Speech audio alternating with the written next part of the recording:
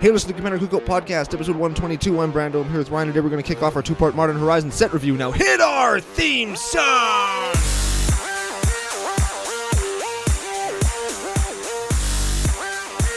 Hey, Ryan. We're back for yet another whirlwind adventure.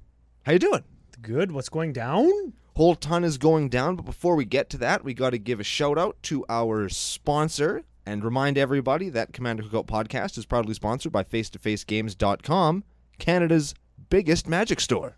Yeah, we actually have FaceToFaceGames.com up because we are going to be talking about the spoiler, and we're going to be using their website for some of our pricing. Yes, and we're going to complain about the big numbers, because we make the joke like, oh, it's $1 American, it's 5,000 Canadian. Well, guys, prepare to be amazed. Yeah, we're not going to complain about Face-to-Face's prices per se, because they're competitive with everybody else. We don't want to give anybody the wrong idea. Yeah, 100% they are. But the price point of the boxes in these, I don't know, what do we call them, master sets or special products, right? Sure. Is just the premium set every year. Yeah. Is just expensive, right? We're going to touch on that. We've got 2 episodes to do this. We decided that to go a little bit longer form with it, right? And delve into the legendaries, set the tone for the set, and make sure that we're doing a proper review.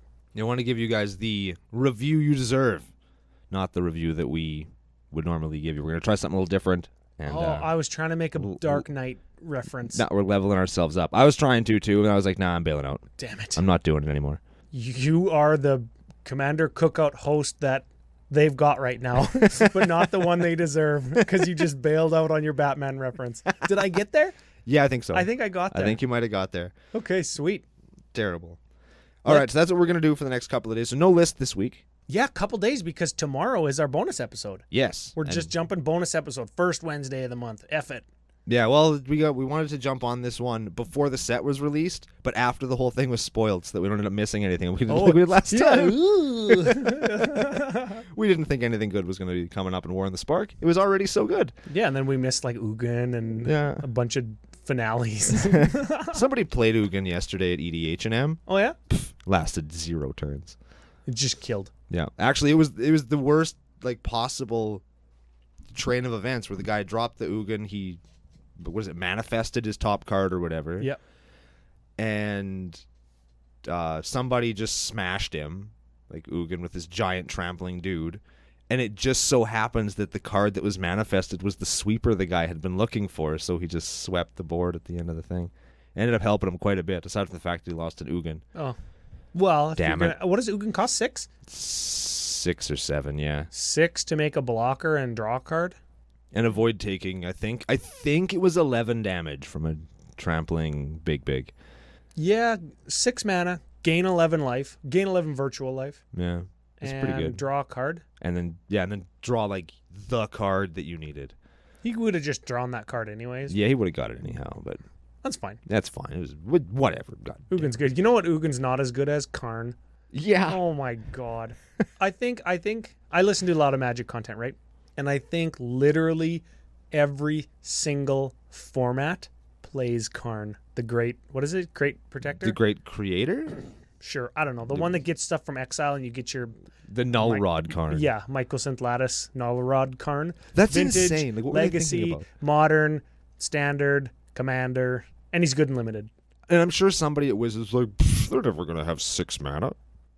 Why would they get a Mycosynth Lattice? It costs 6. This card's only good in Commander, and it's going to make the price of Null Rod go down. And which it probably did. I don't know. Null Rod comes out on 2. So does Karn in a Karn deck. In a deck with 15 mana rocks, so does Karn. Yeah, I guess. We are not a War of the Spark review show. We are not. Why don't you tell everybody where to find us besides FaceToFaceGames.com? Is that it? I don't know. We don't have a .com for it yet. We'll figure something out. I've been working on it through like the week, and I just haven't come up with anything good yet. Just when you're showering or mowing your grass or vacuuming, you're like, how do I say .com? That's actually what I do sometimes. I'm just sitting around and like .com, and it's people walk into the room and like, Brandon, what are you doing? Malfunction. Like, oh yeah, you just unplug them and plug them back in. Yeah, you just blow into his like cartridge. I don't know what that means, but you probably don't want to Google it. No, you don't. But if you want some social media coordinates, you can get a hold of us at some point in some way. We are CCO Podcast and CCO Brando on Twitter and tappedout.net. You can also find us at Commander Cookout on YouTube and Facebook. You can also find us at patreon.com/CCO Podcast if you're in a position to help the show grow and would like to support us in that way. You can also find us wherever better podcasts are found on your iTunes, your Google Plays, or Google machines. And if you would like a complete rundown of where to find us, of our giveaways, and all that kind of good stuff, you can check out the show notes below, or you can go over to our official home of Commander Cookout Podcast on the entire internet, commandercookout.com. There we outline our The Dark giveaway. The whole dark. Technically, this set review is just like shoehorned into the arc of audience. Yes, 2.0 The Revenge. Yeah, but a 5-star rating and iTunes review will get you entered into the entire Dark giveaway, the whole set of the Dark. The whole dark. Any creative way that you've shared the show with your friends, your play group, your local game store, if you can show us that you've shared the show in some way, we will get you into the hat to win the Dark as well. This has been challenging because I'll get like a Facebook message or a Twitter something, and it's like, oh yeah, the entries are coming in from different formats, so it's like I have to find some way to organize them. Yeah, I've been getting a couple too. One guy actually sent me a message. I forget where it was, and he said talks about the show all the time, and the way that he brings it up in conversation is he calls it them dick tastes instead of dick taste now. Yeah, so it's like dick taste of Heliod. Oh, you know where I got that from? Yep. Commander Cookout Podcast. It's like, oh, cool. Yeah, very much so. Now we have one other giveaway going on for new patrons. Anybody who signs up during the Arc of the Audience 2.0, The Revenge, as you say, is going to get a super sweet, terribly beat up, and awesomely written on with pen proxy card that I bought in a collection. I'm going to read you some of the names. City of Brass, but it's actually an Iron Root Tree Folk from 5th edition, 4th edition. An Underground Sea, that's actually an illusionary wall from Ice Age. That's totally playable in whichever way you want to play it. How about a pirate ship? Why not? If you want to become a patron, not only are you going to get those awesome proxies signed by your boys Ryan and Brando, CCO sticker, and access to the new and improved Commander Cookout Discord channel. Yeah, Evan's been helping us out a lot while doing battle with everybody. Yeah, F you, Evan, for arguing with everybody. You know what? He's very opinionated, but a very excellent resource because he does actually take in a whole bunch of different Magic the Gathering content. Yeah, he knows his stuff. As well as he manages the local, like, This Week in Magic for our local Facebook, like the Saskatoon Facebook group. Oh, yeah. So he locally knows what's going on with Magic. He plays multiple formats, like he plays Modern and stuff. Yep. And he plays Commander with a couple different play groups. So he does cheat on us. Scumbag. But he is the dude there, and we've got set up now a spoilers channel, a deck help channel. So if you're into CCO decks and you want CCO Nation, like actually CCO Nation to help you build decks, they totally will. You can do that on the Discord channel for becoming a patron. Turns out Discord's pretty cool. Yeah, and the other thing, this is maybe a teaser for after the Arc of Audience. We have an Oathbreaker channel on there. Yeah. And we're kind of weathering the storm right now a little bit, right? Yeah. Where it's like we haven't touched it yet because we're still a little bit weary that it might just die. Like Tiny Leaders or whatever those other stupid Frontier. Yeah, so I think Brando is going to put together some information on the Oathbreaker format once we know that it's kind of here to stay. And then we'll talk about that a little bit from time to time, maybe. Yeah, we'll do maybe like an Oathbreaker episode. Why not? And then if something is particularly good in Oathbreaker, like a card in Modern Horizons is possibly, then we'll throw it a bone. Sure. So that's all been made possible through the Discord with the help of CCO Nation. So huge thank you to everybody involved in that. Yeah, we do appreciate you guys listening and contributing to the show. Huge shout out to the actual new patrons that we're going to shout out today. Okay. And huge thank you to any new patrons in the future. Yes. Let's do these shout outs real quick. Then we'll get into the stuff, the meat, the bones, the potatoes. The bones and the potatoes. I don't think that's how it goes, but could be. We're going with it. Yeah, we don't know. Local guy. I love the local support, FYI. Now that we're playing EDH&Ms and stuff, like people are digging on us. Brent Hummony. Brent Hummer me. That is even better. In the pre-show, I said a Hummer joke, and you got 100% all the way there. Brent Hummer me. Brent Gummer me. That's even better. Do not Google that. Do not. No. Okay. Returning patron. Cool. I think. Sure. He said he's back. I believe him. John Molinari. I'm going to flex my English major muscles on you. Gotcha. A little bit. How about John Moriarty? Never heard of her. That was Sherlock Holmes' arch nemesis. Sherlock Holmes and him die when they fall off of a waterfall. Oh, yeah. And then he came back. So, the return, Moriarty. Oh, double. Boom. Yes. Yeah, I got there. John Moriarty. Did it. I was going to make some Italian pasta sauce joke. That would have been good, too. Yours is better. No, I like this one. This is a cool name. James Rockefeller. You think he's a Rockefeller? I don't know. I want to name my kid Rockefeller. Like the first name? Yes. Rockefeller Panef. Rocka.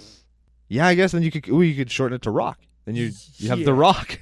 Yeah, and nobody would fight him in middle school because he'd just give you a people's elbow. Ooh, or the rock bottom. Yes. Or one of the worst worked punches on earth. Yes. Yes. Those are bad. Do we just call him James Rock? James the Rock. Yes, James the Rock. We've got some wrestler patrons. We do, and now we have another one. Yeah, James the Rock Feller. Dwayne the Rock Johnson? No, James the Rock Feller. James the Rock Johnson Feller. Yes. Okay, good. Okay, last shout out. George Harmon. It seems normal. That's just like a normal. How about James Hardon? That is beautiful. Elegant, quick, to the point.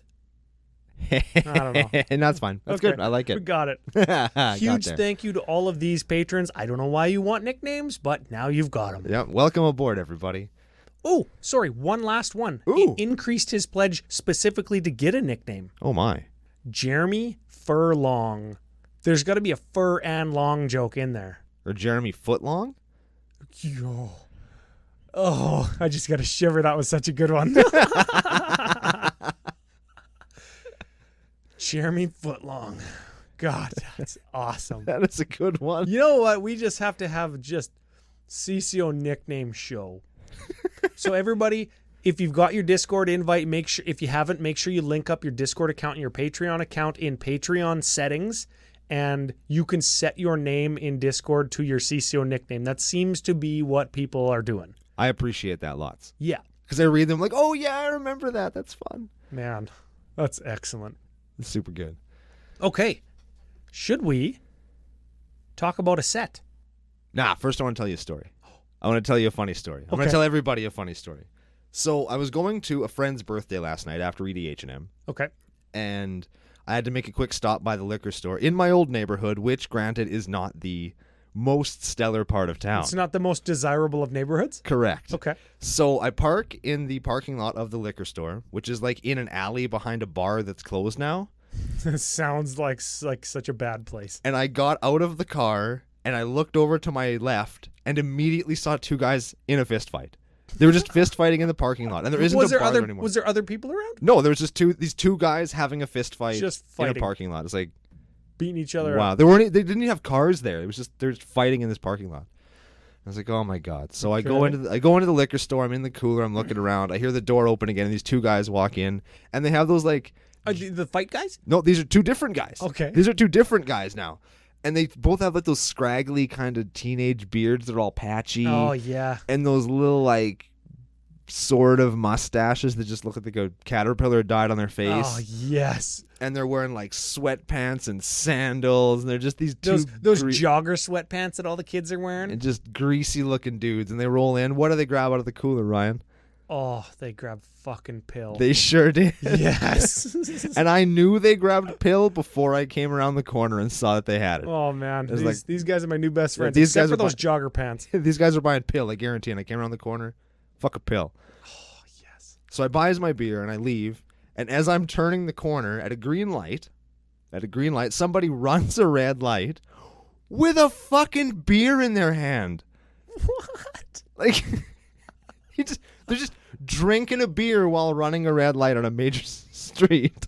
Hey, this is your old neighborhood. Yeah, man. Like, holy shit. It was the worst.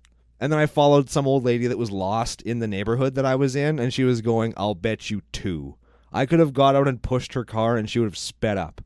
Not because she was afraid, because I could push the car faster than she was driving it. That is so awesome. Oh.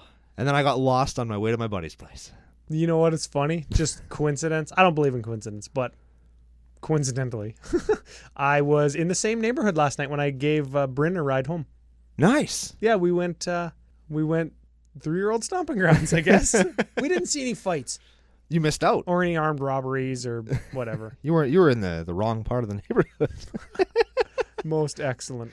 All right, now we should probably do a set review. Fine. We talked about it before the show. I think we're going to break this up just to keep it more kind of Commander Cookout-y focused. We're going to start with some of the commanders. The legendary Creech. Yeah, there's 9 of them in this set. We're going to talk about them for a little bit. Then we'll break down some of our favorite stuff in some of the colors and talk about the set in general. And I think that's how we're going to do it. Yeah, I think so. But before we do, we got to set a tone. We've got some time to set the tone that we think the set presents. Like, I think you told me before we started recording you have 2 complaints. Yes, I have 2 complaints about the show. One is I don't want to start off on a negative, but we're kind of are, but we'll make it positive because we do very much like this set, right? This is an incredible set, and I think that is why my first issue is such a thing. And the first issue is, of course, as I think everybody with this set, is the price. Okay. I think that this, especially these specialty sets, premium sets, Wizards has gone on record with other ones as saying, this product isn't for everybody. Well, this is a set that's meant to prop up one of your most popular formats. Yeah, this set is for everybody who plays or wants to play Modern. But no, it's not, because some people can't afford it. Yeah. And those same people are already not playing Modern because they can't afford it. Exactly. Like, this isn't going to get new players into Modern with $300 boxes. And yeah, I think we need to qualify that real quick. If we want to pre-order a box locally, or if we want to order a box from face-to-facegames.com, that costs Brando or me $300 Canadian dollars. Yes, which is like, what is that? That's $4 American. Yeah, that's like $4 or $5. I'm just going to do the math real quick on that because that's actually important. It's $230 US, give or take. Sure. So it's a thing. And what's a regular box in USD? It's $100. 129? I don't know. 1 or 110. It's not very much, I don't think. So this is like double? Ish.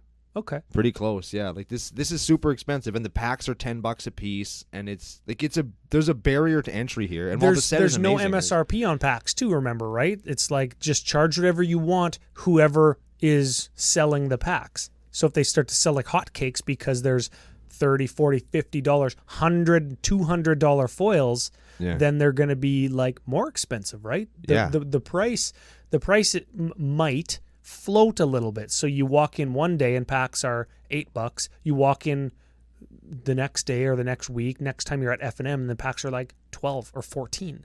And they say this is going to be print to demand, but they'll only print to demand it, I'm guessing, until like what, Commander comes out? Because that's usually what they do, is they'll print it once, then they'll flood the market with it again, then they'll piddle some more out, and then it's gone. Like, this isn't going to be a set that's going to be around at Christmas time. Yeah. Is Commander 19 the next product that's released? I don't think that there's any other sets after this one, right? Yeah, this comes out in June, which I guess is now, and in a couple of weeks, and then Commander's in August, so I can't see them having something else. Yeah, no, there can't be. Anyways, is that both? Your complaints? What's the other one? The other one, and this one is minute, and I'm saved this one for the second one. This is a Brando just being a curmudgeon. Yeah, this is just me being a grump. They finally print me a Dredge card. Okay. And it's Dredge 1. Like, give me Dredge 2. That's all I want. They printed a card with Dredge on it? They sure did. I didn't even see that. It's like red 1, destroy an artifact, Dredge 1. Oh, yeah, that's right. It's a great card. I like the card. Is it Dredge or is it Delve? Dredge. Oh, I did see that. I thought it was Delve. And I want Dredge 2. I don't like Dredge 1. I don't like Dredge 1. Because it just feels like I'm fixing a draw. It's like, give me this other card back. I want 2. I want 2. You'd play it in a Dredge EDH deck just because you need redundancy. Absolutely, I would. I would play it in a red deck. I would play it in a sideboard in a modern deck, actually. Like, it's a good card, and it gets artifacts over and over again. It's a solid card. Just give me Dredge 2, damn it. I only play 15 Mycosynth Lattices in my sideboard. That's all I play. Okay, that's fine. Imagine some asshole playing 4 Mycosynth Lattices in his sideboard in case one of them gets like into the court or something. Yeah. Like, if they just happen to float some mana to get rid of it. That's so excellent. You just have another one. Oh God. I don't know if I have complaints. I mean, there's stuff that I don't like, but it's like, that's fine. Yeah, I think beyond the price, the set's amazing. You know what's funny? I'm so docile. I'm like a animal that's just waking up out of a tranquilizer when it comes to what I don't like about Magic. It's like, oh, they said it's not for me. Well, I guess it's just not for me. I don't care. I don't care that the sliver is like $50. I'm just like, not okay. I guess I just won't buy one.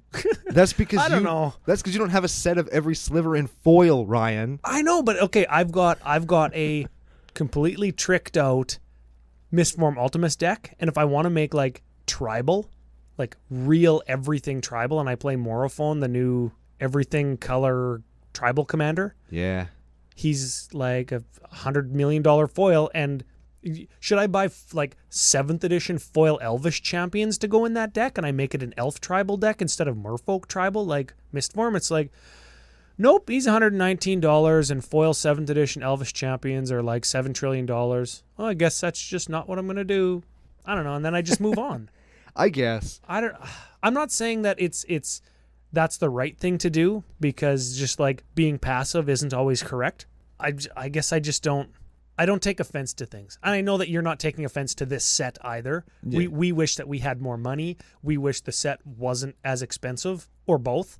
I'd prefer just to not spend $200 to keep my set going. $300.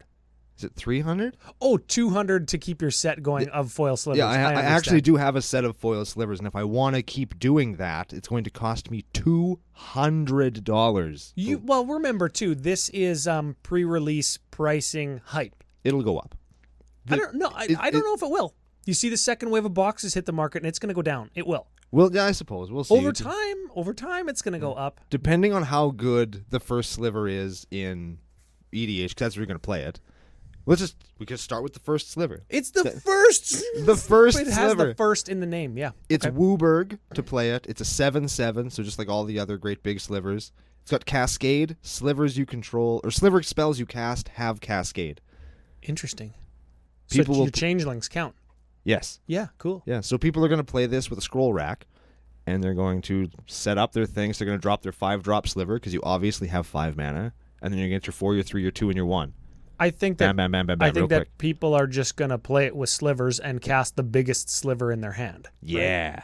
And you can cascade chain your slivers together if you only ever cascade into slivers. I don't know if it's as powerful as everybody says it is. No, it's not. It's fine. Like, it's not going to be your new 5-color CEDH deck like Niv Mizzet is, like I thought it was going to be. It's not going to be Sliver Queen. No. It doesn't search for other slivers like Sliver Overlord and then just go infinite with like Training Grounds or Hearthstone. You know what I like? And this is the first resounding positive of the deck, the set.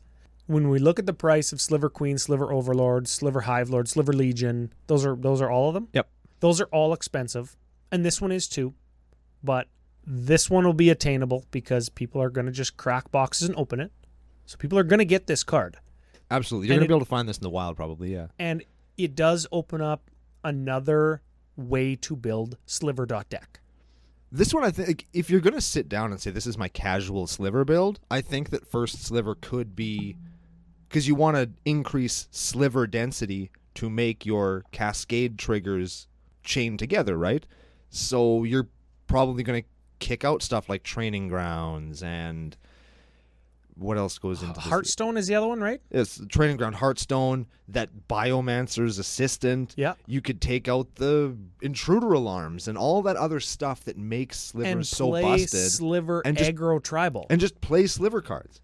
which is what the casual Sliver fan wants to do. They don't always have to be degenerate combo decks. You could build a fun Sliver deck with the first Sliver and have it be really powerful. Yeah. Whereas all the other 4, except for Legion, are just kind of busted. And you can get away from... Well, Legion gives them all coat of arms for Slivers. Yeah, he's already casual. He's the casual one you play now. You know what? It's still a Sliver deck, so people are still going to hate it and hate it out. 100%. Hate playing against it and hate playing it out, but it gives you another build path. Yeah. Which I do appreciate. Yeah, you got to like that. Okay, so should we move on to the next one? This one touches on an arc we did, or an episode we've already done in the arc. Let's just plow through them in alphabetical. Some of them will be longer, some of them will be a little bit shorter. Ayula, Queen Among Bears. Yeah, shout out to Raf Garcia and his Bear Punch deck. He actually messaged me on Discord or Twitter or something and said, you know what? I love the altered art Surak Bear Punch card you did, but I might have to cut it, and this is the commander. Which makes me happy that he's got a 2/2 for 2. It's a bear. Yeah. And it makes more bears or gives bears plus something. Like, this is the bear commander. It's got super rad art. I like this card. Yeah. I am a big fan of this card. Give it a read. We didn't actually read it. Ayula, Queen Among Bears is a 2/2 for 2. Whenever another bear enters the battlefield under your control, choose one. Put 2+1/+1 counters on target bear, or target bear you control fights a creature you don't control. So it gives your bear plus bear plus bear. And then gives them fight, gives them punch. Yeah.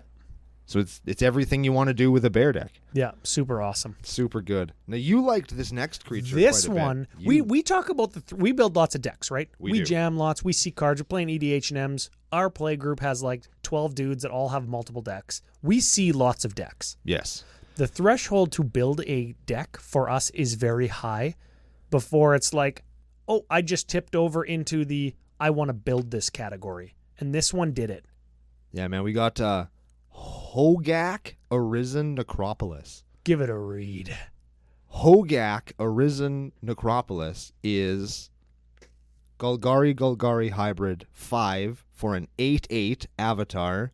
You can't spend mana to cast this spell. So all of a sudden, when you tell me I can't do something, I already that's all I want to do.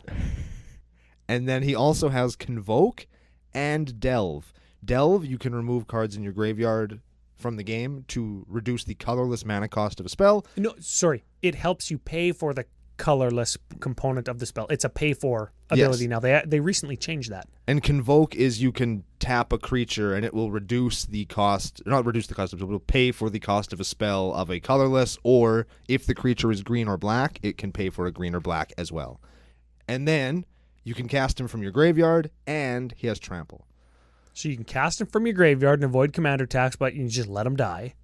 Excellent. You just play all these dumb idiot creatures, and he's an 8/8 trampler, so he could beat. Here's a question. Hmm? And we've never had a commander like this before, so we don't know how it's going to work. How would commander attacks work with this? Could you delve and convoke commander attacks as well? Yep. Cool. Yeah, because it's an additional cost, and you apply additional cost, and then you use cost reducers or payers. So only Trinisphere can stop it.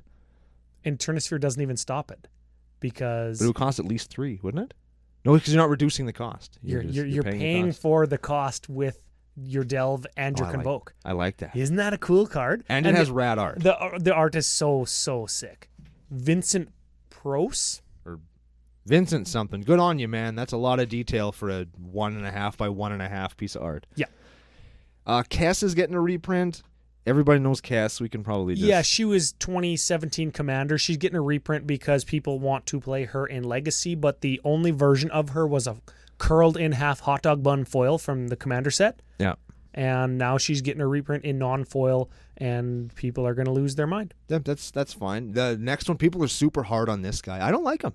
No, I don't like this card. That's just me, but it's Morofon the Boundless. Give him a read. 6/6 for 7 changeling. Enters the battlefield. Choose a creature type. Spells of the chosen type you cast cost Wooburg less to cast, but that only reduces the colored part of a spell. So if I choose Elf and then I want to play a Llanowar Elf, it costs Wooburg less, and green being one of the colors, I just cast my Llanowar Elf for free. Yes, it would be for free, yes. So there are certainly combo potentials with this because you're reducing stuff down to 0. You could play the Who's that snake elf druid that draws you a card? Coiling Oracle. Coiling Oracle. You play him for free. Yeah. Pretty cool. Yeah, for sure. And he's also a lord for the creature type you pick. Gives him +1/+1. Yeah. Yeah. There's combos with a whole bunch of different stuff. Wizards has gone on record of saying, like, for this guy, they wanted a catch-all tribal commander that you could just say, I want to play bears, witches, orcs. I want to play orc tribal. That's a good one. Get your orc generals. Orcish general from Dark or whatever. You can name orc, and then that's your tribe, and this is your commander. I like that. I like that, but I feel like it just gives them a buff. Like, that's all it does, is gives that tribe a buff and makes them cost less. I don't know. I like the concept of the card, but that cost reduction, I think, is just going to lead to, like, you know what you can do with this card in a lot of cases is you can play any tribe, and you could almost do it with wastes, because you could probably build a goblin deck with this where you never have to tap a mountain. That's actually cool. Like, that's neat. So, but I don't know. Like, I don't know. It seems like it takes some of the, I don't want to say the barrier to entry, especially after I talked about price of the set, and the barrier to entry to playing Wooburg is now reduced by nothing because you only have to buy this guy.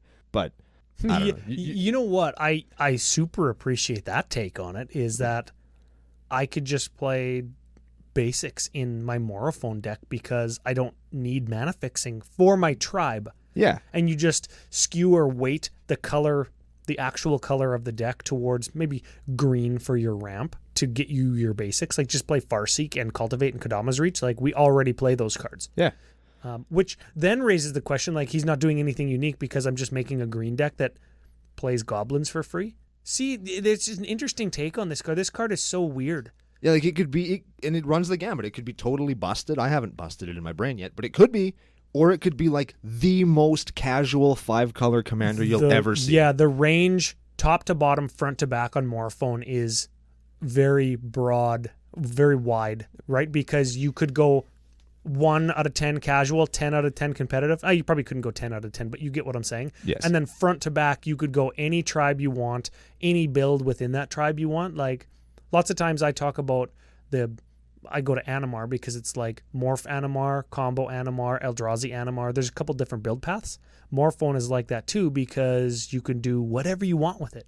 Is Animar an elemental? Yes. Pick elemental with Morophone. You can play Animar for free.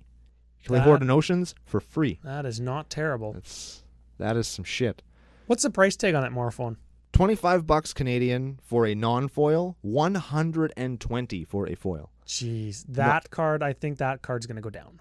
Yeah, it probably will be. It probably will. And it's going to be a really nice foil, too. Like, you look at that art. Oh, yeah, 100%. That's going to be a beautiful foil. Yeah. Moving along to I'm super pumped for this one. It's going to go in at least one of my decks, and it's Paschal Ik Mons. So excellent. You remember the little piece of trivia I told you about this card? Tell me again, so that everybody else can hear. Longest gap in Magic history between first reference and actual card. Mons Goblin Raiders was in alpha originally, and now we have Paschal Ik Mons in 2019. Wow. It's like a 26-year gap or something. That is excellent. Give it a read. Paschal Ik Mons is a 2/2 Goblin Warrior for red 2. Whenever it or another goblin you control dies, it deals 1 damage to anything, and you can pay red 3, sack a goblin to make 2 goblins. Yeah, so that combos with what's the combo card? Mana Echoes. Yes. You just need to make red. You get 2, so you sacrifice one of them to the sack a goblin, get a red mana. Skirk Prospector. That's right. So you get your red, and then you use the colorless component from your Mana Echoes, and you get 2 more. You sack one for red, and you get, like, you net a goblin. You sack a goblin, get a red, and you get another goblin every time. So Mana Echoes in that go infinite, and whenever a goblin dies, deals 1 damage. You just deal all the damages. Yep. Paschal Ik Mons is a house. Yeah, it's like, oh yeah, Mana Echoes, that was already a broken card. So yeah, we can't say Paschal Ik is broken because it's Mana Echoes that's broken, right? Yeah, it's just a strong card. It's a good card. I'm thinking I'm going to cut Ib Halfheart for her. Oh yeah. I like Ib a lot, but I like Paschal Ik Mons more. In your Krenko deck? In Krenko, yep. Yeah, okay. So she's cool. I like her lots. Yeah. All right, next up is I was thinking about this one. Let's read it first, and then I'll ask you my question. Sisay Weatherlight Captain. Yeah, she got, what did she get? A face job, boob job? She got everything. She might have got bum implants. Yeah, She's looking pretty good. They're doing remember we talked about Nisa and how Nisa got bigger boobs in every card? Like, here's Captain Sisay with her... She looks like a cam girl now. Yeah, with her rippling muscles and her fully painted face and all that stuff. It's like, doesn't look like a pirate. Looks like a porno pirate. She's definitely not a pirate. Don't Google porno pirate because that is a thing. Yeah, that is a real thing. Don't do it. It started a whole thing. Let's not get into it. Sisay Weatherlight Captain. Highest budget porno movie of all time. Yeah. Okay. Yeah. She's a 2/2 human soldier for white 2. Gets +1/+1 for each color among other legendary permanents you control, and has Wooburg. Search your library for a legendary permanent card with a converted mana cost less than Sisay's power. Put that card onto the battlefield, then shuffle your library. Lots going on there. So she's like an improved, the rebel guy. I can't remember his name right now. General Tazri. Yes. Is that what she is? Maybe. Yeah. I saw this and thought immediately General Tazri. Yeah, the first thing I think of is when they hide a Wooburg in a... Text box? Yeah. They're hiding it in there to like throw the commander players a bone and just say, play whatever you want. When in reality there are 2 build paths. It's just like Morphone. That's right. Brando motioned. Nobody could see that, but yeah. There are 2 build paths. There are build the crew of the Weatherlight, because now you can play every single color, which gives you access to all the different crews of the Weatherlight. That would be really cool. And that is totally cool. Yeah, and you can even find the Weatherlight with her because she finds legendary permanents. Gall dang. That's neat. You could find both Weatherlights with her because there was one in Plane Shift and one in Dom. Oh, yeah. So you can find that, and Wizards has gone on record of saying they would like to redo other members of the Weatherlight crew because some of them are so GD terrible. Yeah. Like they're just bad legendary creatures, so they want to redo them. So that might be a thing that we see. The other build path, just chain up legendary creatures and like build a CEDH combo. Yeah. Like the other Sisay, where there's Sisay stacks or Paradox Sisay where you just like combo while locking other people out. Awful. Or General Tazri, where you just Tainted Pact for food chain, and when you get your food chain, you've exiled the other cast from exile creatures that you go infinite with food chain on. And this feels a lot like that does, where you can just Wooburg, search a thing, Wooburg, search a thing, exile everything, food chain, win. Yeah. So here's hoping not too many people do that, and they instead do the Weatherlight crew thing. You can do the whole story of the Weatherlight in a deck. That would be cool. And remember that card we did a video on it, Debt of Loyalty? Yeah. Where it has like Meraxis from Keld and Gerard and he saved them or something. Like there's little Weatherlight stories on cards that you could include in this deck to do 100% flavor. It'd be so neat. Squee and Squeeze Toy. You could have all the artifacts from the Legacy weapon. You could have all that, the Mike Stone, the Meek Stone. You could do a whole like Urza Weatherlight deck. That'd be neat. You know who you could include in that? Who? God dang, Urza High Artificer. Fuck this guy. Yeah. You know what? F this guy. We wanted Urza, dude. We wanted him. We wanted him. Don't include me in that. I didn't want Urza. Because I knew whatever Urza card they eventually printed was going to be some high-end bullshit like this. I knew it. And here we are. We thought we were getting trolled by Wizards when they did Urza Head Academy whatever, just the head Planeswalker card. It has like his own website or whatever. Yeah. Yeah. You know what? The card is super powerful. The first day it was spoiled was one of our Magic nights. It was like a Tuesday or something, right? And we were all talking, and this was my take. Okay. This is my take. Give him a read, then I'll tell you my take. Okay. Urza, Lord High Artificer, is a human artificer, 1/4 for blue 2. When he enters the battlefield, you create a 0/0 colorless construct artifact creature token with. This creature gets +1/+1 for each artifact you control. New paragraph. Tap an untapped artifact you control, add blue. New paragraph. 5. Shuffle your library, then exile the top card. Until end of turn, you may play that card for free. Okay, so he does 3 things. 3 good things. 3 relevant things. Yeah, he gives you a Beast of Burden, or a Karnstruct, as they say. I like that. Karnstruct. Yeah, a 0/0 that gets +1/+1 for each artifact you control. Sure. He gives you Tolarian Academy, because artifacts tap for a blue, so you can tap all artifacts you control to give you a blue for each one. That's Tolarian Academy. Yeah. For all intents and purposes here. And then 5 mana, he Temporal Apertures, which was another Urza's Saga card, I think, where you shuffle your library and get the top card for free. You cast it. Yes. Which is probably important. When you make infinite mana, it's important because you pair him with mana rocks and stacks pieces and tutors to find artifacts, and you just go infinite and you find your Paradox Engine and you just cast stuff with his Temporal Aperture ability because it's a cast, right? Let's play. So you can get artifact lands with it. Well, the one. You get to see the Synod, I guess, but... Yeah, do you get cast triggers when you play? I don't know. Probably. Regardless, you make infinite mana and you Temporal Aperture your whole deck. Yeah. Until you find your Paradox Engine, and it's fine. All by himself. He just does that. By himself. And when you cast him, you get the construct that you can tap for a blue. So really he costs blue 2. And blue 2, if we go all the way to CEDH, because that's where he's going to go, blue 2 on turn 1, blue 2 on turn 2, infinite on turn 3, and probably like that's nothing that any CEDH player is really going to be offended by or shake a stick at, because they're going to pack a bunch of interaction and you can kill artifacts and stuff, but he lets you back it up with blue like interaction elements. Yeah. And people are going to see this in casual and be like, oh yeah, it's an Urza deck, but it's going to be like, it's got the Gave effect where it's just accidentally, oh, oops, I didn't know that was an infinite combo. I guess I win. That's what's going to happen, right? Yeah, that's the kind of card that is. And I hate that. I mean, I get it. He's Urza. He's got to be all big time. But Jesus.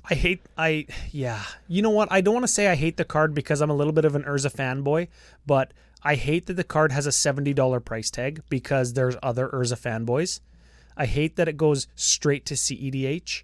It hasn't even been printed physically. Nobody holds one of these in their hand yet as a regular person, and it's already a CEDH deck. Yeah. It's already been broken. It's already... It's done. It's on rails and it feels solved, right? Yeah. It's already got a build path. It's got everything you don't want, or we don't want around here at least, in a commander card. So FU Jesse said it's going to be like emergency banned, like Grizzlebrand and Worldfire were. P.S. Unban Worldfire. Yes. Unban that immediately. So this is what I think. We've got a banned and restricted announcement like quarterly, right? There's 4 a year or whatever. The next one is going to be in July. July? Maybe, yeah. Maybe, sure. Yeah. I think that we're going to hear a Urza's being watched announcement. Just like they make like, oh, a Karn is being watched announcement, or new Narset that doesn't let you draw more than one card is being watched. We know that they're powerful. We know that they're CEDH playable. That doesn't bother us because there's only like a small percentage of people who want to play CEDH with each other. Yeah. The rest of them just want to lie about it and like flex on noobs, right? Yeah. But they're going to watch it. If it is as broken as everybody thinks and it's broken beyond people tempering their deck building with it, then in 6 months from now's banned and restricted list, we might see it banned. You know what I think on this one? What do you think? And this is... I'm probably way out into left field because I don't pay as close attention to CEDH as you do. I just try and make decks that F with them. Okay. I actually like that take, by the way. I think they're going to use this card as the excuse to finally ban Paradox Engine. Ooh. Because Paradox Engine technically is one of the problems, right? It's like what we said about Mana Echoes, right? Where it's like it's not Paschal Ik Mons that's the problem. It's the enabler. Yeah, and Paradox Engine, sorry. Yeah, and Paradox Engine is the engine behind a lot of broken stuff in EDH, and I don't think that they're not going to ban it now because it's whatever. But this thing could be the little like, oh, you know, now it's over the edge and we're going to get rid of it because so many people complain about it. Yeah, you know what? It does raise the question though, because it's like, okay, Paradox Engine is banned, but you know what else is really good in Urza besides a bunch of mana rocks is Isochron Scepter dramatic reversal combo where you just make infinite mana. When you have infinite mana with your mana rocks with Urza, because they all untap, even if they're not mana rocks, you can tap them for a blue. Yeah. You just like tap your Howling Mine for a blue, and then you It's a bad example, but you know what I mean. You tap your Howling Mine and your Winter Orb, and Yeah. And you tap it for a blue, and then you untap them with Dramatic Scepter combo, and you've netted a bunch of mana. Oh, now that I know I can play it with Winter Orb, now I want to play. I'm fine with Urza now. I'm fine with it. I'm fine with it. And then you just Temporal Aperture, like your whole deck. I'm not telling anybody anything that they don't know. I'm just saying it's going to be on the watch list, methinks. Probably. And it is what it is. It's getting printed. It's going to happen. This is what I'm going to do. I'm going to sit down in a pod, and if it's casual pod and somebody whips out an Urza, I'm immediately just going to pack up my shit and I'm going to fuck off, because it's going to be accidentally broken. There's nothing that you can tell me that is going to make me believe that it isn't going to do something broken, that isn't going to lead to a non-game for everybody else. And oh no, it's just an Urza fun tribal artifact. No, it's not. No, it's immediately. It's not a CEDH, even though I'm playing for prizes. Yes, it is. Don't lie to me. Yeah. Everybody knows how I feel about people who lie about what they're playing. Yep. And this guy is the Lord High Artificer of I'm lying. I like that. That is good. Lord High Artificer of lies. Let's move on to something that I do like. Yes, and this guy is cool. Lots of people are rock hard for this card. I'm a fan. I'm rock hard for his belt buckle. Yeah. All right. It's Yawgmoth, Thron Physician. I'll read him real fast. He's a human cleric, 2/4 for black 2, protection from humans. Sure. Pay 1 life, sack another dude, put a -1/-1 counter on up to 1 target bro, and draw a card. Also, black, discard a card, proliferate. How do you like this with Undying, where they come back with a +1/+1 counter on them after you sacrifice them? You just put a -1/-1 counter on another Undying guy that has a +1 on it, so you can sack him and get him back. Wow. That's a combo. It's good. That's a combo. You need 2 Undying guys. It's fine. Just play them all. Yeah, you can do it. Well, you could use the... now the Cauldron gives them the other one. The -1/-1 Persist. That's you play the one that when it enters the battlefield, target opponent loses 2 life, and you just play another Undying guy, and you just sacrifice them and remove the counters infinitely and dome everybody for 2 every time. So we go from a dirtbag infinite combo engine to another dirtbag infinite combo engine. That also costs 4 mana, but this time we're playing black, so we just have every black ritual. Here's the thing. This is the difference between blue and black, because people are okay with black combos. People fucking hate blue. You're not wrong. You are not wrong. I think everybody's just super excited for Urza and Yawgmoth. They are the 2 figureheads of Magic. Of old. Not now. It's like Jason, Liliana, or whatever. Whatever. They can get out of here. But Urza and Yawgmoth, I mean, that's cool. I'm happy that we have Urza and Yawgmoth. I'm not necessarily happy that they're just crazy broken. But they have to be. They have to be, because if they don't, they're a disappointment and nobody buys them and everybody hates it. Yeah, you got to have your figurehead cards be really good. Like, as they shifted focus away from Jace, you saw his cards kind of getting less and less good. Yeah, that's kind of a thing. But when he was like the figurehead of Jace the Mind Sculptor, and then you had like Jace the Mill Yourself. Yeah, Jace the Guild Pack. Yeah. Jace the Lab Man. Hey, you like Lab Man, right? We're trying to salvage Jace. You like Lab Man, right? Here's Lab Man Jace. Everybody's just like, get out of here, Lab Man Jace. Give me new Lily. Draw my cards when things die. Yeah. Hey, I'm gonna. Speaking of which, put new Lily in your Yawgmoth deck and just draw your deck. Yeah, I guess. Hey. Yeah, who's laughing now, Blue? I was gonna mention on last week's episode, I mentioned, like, as a joke, I should build Liliana tribal, and Sure. I totally did. Oh yeah. Yeah, I took one of the combos from last week's deck. Fen Bogarty had a really cool combo in his deck, and I retrofitted it into something that I was already working on, and then I made Lily tribal. Look at you, Brewmaster Brando. Lily tribal zombies. We're not going to call you CCO Brando anymore. We're going to call you BMB Brando. BMB Nation. Brewmaster Brando. I like it. Working on it, but that was a thing. So I'm pumped to try that out at the next Tuesday Night Magic. Ooh. Yeah, and so thanks to Fen Bogarty for having a sweet combo in his deck that I could just totally lift and put into one of mine. Yeah, also F you. F you a lot. And F Urza and Yawgmoth, I'm happy they exist. I'm happy to pull foils, or if anybody wants to send me them, be my guest. For painting? No, just for keeping.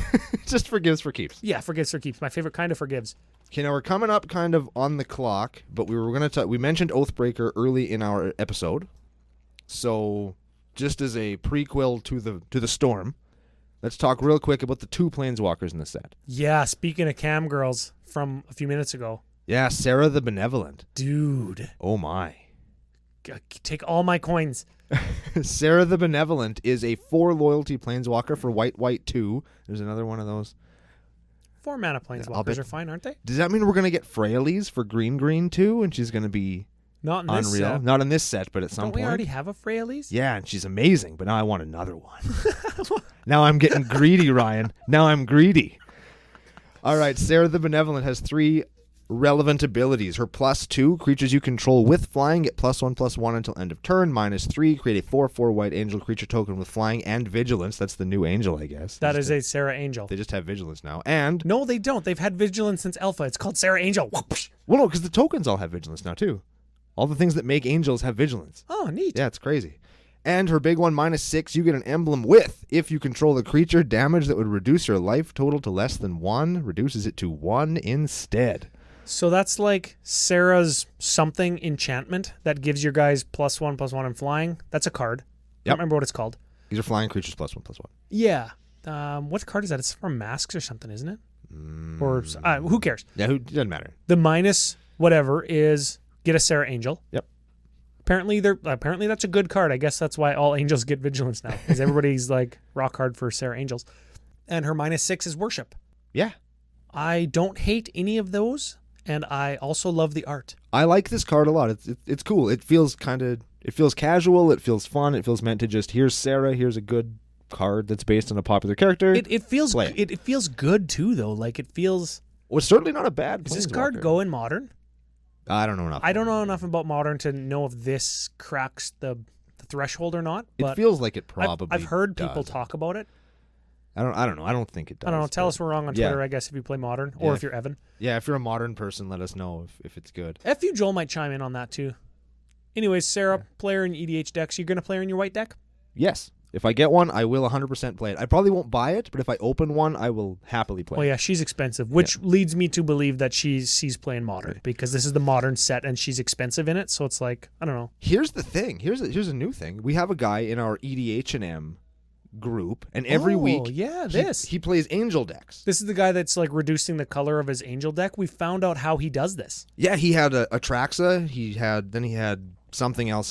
Genera, and then something else, then mono white. Yeah, and it was Avacyn this week, and then next week he's going to do the white-red one that reduces damage to him and doubles damage to everybody else, so that he can play red in his angel. Gisela, yeah. And he does that because he has one of every printing of every angel ever printed, starting in alpha to today. That's super sick. He That said is so cool. except for like Summer Magic. Yeah, like the stupid... The stupid $1,000 one. expensive. Yeah. But that's, I don't know, I count that as a full set. Honestly, if you're missing only Summer Magic, that's fine. Yeah. I'm okay with it. And he has like one of every one. Like if there was a From the Vaults printing and I was a regular printing, he's got bugging him that about too. Gabriel Angelfire because Gabriel Angelfire doesn't actually have flying, and I was like, what about the one that doesn't have flying? And he was like, it gets flying. do you have the Legends one and the Chronicles one? Yes. Do you have Italian and Portuguese Legends? No. Then you don't have every one. He's like, no, every English one. I was just trolling him because I'm a dick. What's our last P-dub? This card made me shit my pants. This card is a 2-mana Planeswalker. A good 2-mana Planeswalker. Oh yeah, you qualified that with Yes. a good. Don't lump whoever this is in with that trash Tybalt. Don't even do it. Trash balled. Trash ball. This Ren in 6. I don't even care who he is. Ren and Stimpy. You know what I want? I want to draw Ren wearing a Stimpy suit on this card. That'd be sweet. Yeah, like Stimpy skin. Ooh. Yeah. Anyways, Ren in 6. My Oathbreaker that I'm going to play. there you go. When I build an Oathbreaker deck, this is it right here. Ren in 6 is a 3 loyalty Planeswalker for green-red. Go, big surprise why I'm so hard for it. +1, return up to 1 target land card from your graveyard to your hand. -1, Ren in 6 deals 1 damage to anything. -7, you get an emblem with instant and sorcery spells in your graveyard. Have Retrace. Okay, I'm gonna play devil's advocate here. Okay. Fine, you get a land back. Yeah. That's actually good. You get a fetch land. You get maybe 2 landfall triggers. Yeah. You can. I don't know what land do you want to get back. Your wasteland every turn. Sure. Strip mine every turn. That's also really good. Yeah. Just take care of all the bad lands. You can sacrifice lands to get stuff to plus them. Yeah. That minus ability, super weak. Not even medium. It's just bad. The -1 is the worst. The -1 is the worst. Mind you, it's a 2-mana Planeswalker. So I'm thinking like, oh, Chandra's got a minus to do damage, but she costs like 6. This one costs 2. So is it that bad on a 2-mana? It kills mana dorks. It kills birds. It kills lots of stuff. You know what? In Modern, it's probably fine. In Oathbreaker, I don't know. This is your job to find out, are X1s good? Like, are mana dorks good in Oathbreaker? If they are, this card's good because you could just cast it and minus it to kill something. Yeah. It's probably okay. I think this is a great, I don't think it's broken. I don't think it's the format defining thing. I just like it because it goes in 2 of my favorite decks right now, and it's going to helm a deck that I'm going to build. Yeah, and that was my problem with it when we were discussing before the show, is it goes in Omnath decks, Angry Omnath, it goes in Windgrace, it goes in Lands Matters decks. So it's like, oh, it just goes in all the Lands Matters decks that can play it. Like how does this provide diversity and grow the format when it's just like, I'm reducing the amount of cards that get played by adding the same card to like 5 different decks? Totally doesn't. It only goes into decks that I like. And of course you like them, you're biased, so you're okay with it. That's under me. normal circumstances, it's like, oh. It's like, oh, whatever. Like Sarah's like, oh, it's an angel thing. I don't like angels. Whatever. But this is like a lands card. Yeah, this is awesome. It's cool. Yeah, and you know what? I guess going back to Sarah, you can make the same argument. Oh, every girlfriend of a Magic player who has an Angels deck is going to play Sarah in there now because she's going to get one for her birthday from her boyfriend who built the deck for her. So I'm just bugging you, ladies. I'm just bugging you. Yeah, But the same is true for Sarah. She just like flavorly fits into all Angel decks, and it's like, oh, that's not really doing anything for Angel decks except giving them like their Sarah. She could be your Angel Tribal Oathbreaker deck. Yeah, and I'm assuming that's what she's for. I'm just assuming. Also, Ren and 6 is going to go into the Modern Aggro Loam deck, which I'm 100% convinced will happen. Are you gonna build it? Play some Modern? I am going to build. Look at you Aggro Loam go! Modern. Look at BMB Brewmaster Brandon's gonna brew up some Aggro Loam. This is a set that I'm pumped about. Like this is gonna maybe get me into a format. Like this is cool. And that's what it's for. That's why Magic's booming, is because if Wizards is terrible at any one or number of things, and you name whatever they're terrible at, and I'll believe you. You know what they're really good at? Getting people hyped. Getting people rock hard for sets. Like tight pants, rock hard. Yeah. And you know what? I didn't want to end the show on a negative note for Ren and 6, so I will say that -7. We don't talk about ultimates very much. Oh my god. But instants and sorceries have retrace in your Lands Matter deck? Retrace. Oh, I guess I drew my land and I already have 87 of them, so I guess lands don't matter. I'll just toss it to cast anything. Tell everybody what retrace is if there's any new members of CCO Nation. Retrace is you can cast an instant or sorcery card in your graveyard if you discard a land as well. In addition to paying its casting cost. You pay for it and chuck a land and you play it again. So it's specifically, it doesn't work like Flashback where you exile it after. You just do it over and over again. You cast it from your graveyard, it hits the stack, and it goes back to your graveyard like it would normally do when it resolves. Yeah. So, I guess I'm just going to... Lands don't matter anymore. That's so ironic. Yeah. And it's such a good juxtaposition where it's like my lands deck doesn't care about lands anymore, and that's so refreshing because Lands Matter decks are... They kind of saw a resurgence, with Gitrog and then Angry Omnath and then Windgrace kind of all spread out a couple years apart. There's lots of those decks now. Yeah. And this one goes in, and then by the time this ultimates, it's like, oh, they don't matter. They don't even care anymore. Yeah, I don't care. I'm just gonna. What do you cast? Just decimate every turn? Well, I can cast all of my favorite things every turn. I can decimate like 2 times every turn, or this is my favorite thing. Oh, I drew a forest. I guess that sucks. I guess I'll just Genesis Wave for 10 instead. Every turn. Like that's so it's fun. Yeah, for me. No, you know what? That is fun. I do like that. It's not broken. Good. It's just fun, and I think that's what Magic cards need to be. Who the hell is he? This is a Planeswalker we don't know anything about yet. He looks just like Teferi, except he's attached to a tree instead of a machine. No, Tezzeret. Tezzeret, that's the one I meant, yes. Yeah, I don't remember who was talking about it. I was listening to another cast who said that Ren and 6 sorry, whoever you were, I don't remember.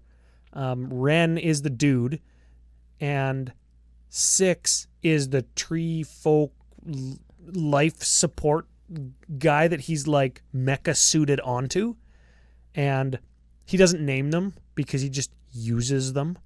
And 6 is the 6th time he's done this. Oh, that means he's probably a villain too. So is that just like sick that he like bioengineers himself onto this other life form and just leeches off it till it dies and he gets a new one? Which is totally disturbing, but also super sweet because he can just ditch, and like when he unattaches, it like dies and he just gets another one, so he can just level up. If he finds like a redwood in California, he's like, oh, look at this one, and he's just a giant now. Or he could just go into whatever tree folk he wants and just beat wholesale ass, like just switching mech suits on Avatar. That's pretty cool. Or Gundam, or what? Yeah, name your giant robot show. Yeah, exactly. I was going to say Power Rangers. That's that too. Yeah, that works. It also works. So that's that, and I think we're going to leave it there for this episode. I think so. What did we do? We did Legendary Creature, we did Planeswalkers, a little bit longer form. We gave some opinions of the set. Good so far? You like it? I'm liking it so far. So we're going to come back and we're going to do the rest of the set, some of the other cards that we're pumped about, hoping to see in a couple of EDH decks kicking around, stuff we're going to buy, stuff we're going to play. Where are we going to buy that stuff? We're going to buy that stuff at our official sponsor, face2facegames.com, Canada's biggest Magic store.